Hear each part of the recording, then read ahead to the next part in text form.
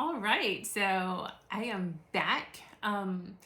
So now I'm doing these little snippets just to kind of give you an idea, like some of the things that Black people deal with in predominantly white spaces and some of the things that we are told. So my next, we're moving on to medical school. So I was in medical school and I was told by the dean of, I think she was the dean of minority affairs or dean of student affairs. And I had like a beautiful Afro. For those of you who are not Black and may not know, Black people, many of them, given the texture of our hair, if we don't put chemicals in it, if we don't straighten it with heat, it is really tight and kinky. And if you let it keep growing, it'll grow into like a fro, an afro. Or unless you do what I'm doing, these are called dreadlocks. And this is a different thing that I did to make my hair like this. But if you don't do a whole lot of other things to your hair will grow into a fro, a big fro. And so in medical school, I had a big afro. I loved my afro. It was really me getting back to my roots. It was really me saying, hey, I love me. I love all of me, and that includes my hair.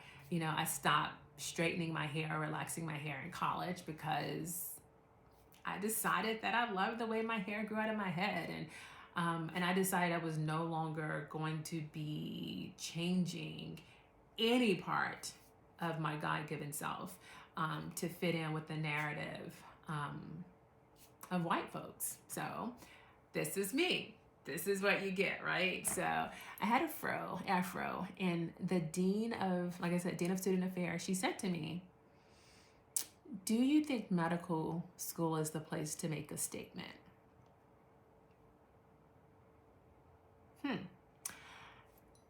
Wasn't really making a statement, it's just the way my hair grew out of my head. This wasn't really about that life of burning caustic chemicals on my scalp, every 6 weeks. Yeah, not making a statement, just being me. And the words, what she said bothered me. But once again, looking through the lens with which I look through now, I recognize that in a country and a culture where whiteness is the standard, anything that does not conform to that standard is considered deficient.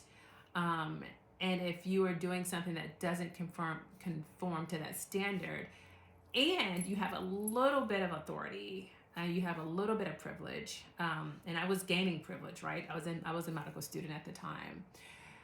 Then it's seen as making a statement.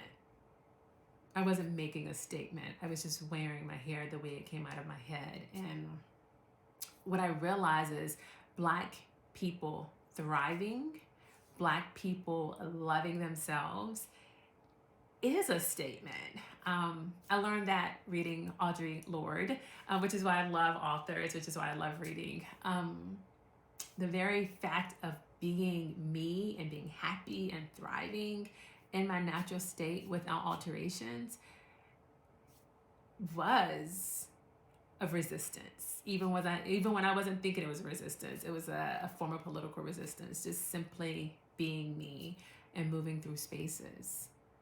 But it tells you a lot. And it was a Black woman who said this to me. She was an older Black woman, and I know she meant no harm by it, as an older Black woman who absolutely had to conform in ways that even then I did not, in order for her to be successful. I'm sure she had so much trauma and so much baggage and so much that she had to do, that she was just trying to give me words of advice. But the fact that she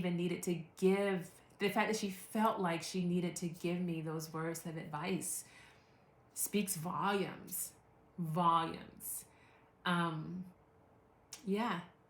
So, wearing an afro. Do you think medical school is the place to make a statement? it is always the right time to be yourself. And if being yourself, being your true, authentic, beautiful self is considered a statement, then make your statements. Okay, I encourage you to make your statements. At the time, I wasn't trying to make a statement, but I see it, I get it. You make your statements, hon, and be proud of who you are and walk in those spaces. And if people see that as a statement to how amazing you are, then you own it and you take it.